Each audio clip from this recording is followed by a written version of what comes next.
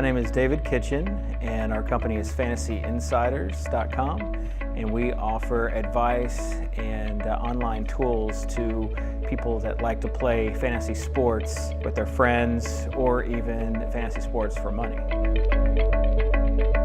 When I started Fantasy Insiders, I was trying to do all the marketing, all the hiring for the tech team. I was basically utilizing all my time trying to find a decent developer, decent front-end person to do what I wanted to do with the website, and that hurt us because it took time away from things we need to do as far as getting the product to market, marketing, doing partnership deals. It was important to me to have a team that was already in place, that already had chemistry, already had their tech system in place, because I'm not a tech guy. I could focus on the business side, the entertainment, the media side of things.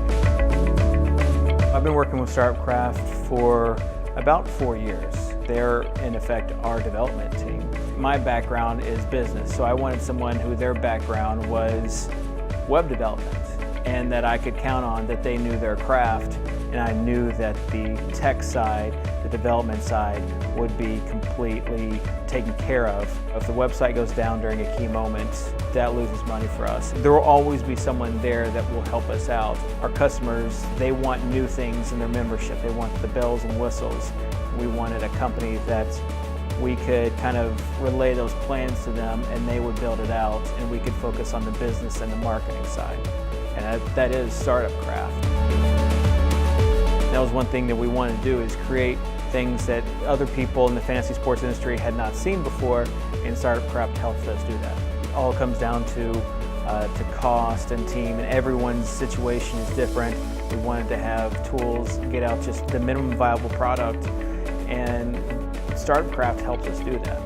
And so it allows us to kind of create the really proof of concept quickly. We do things under budget, and we want to be as efficient with our resources as possible.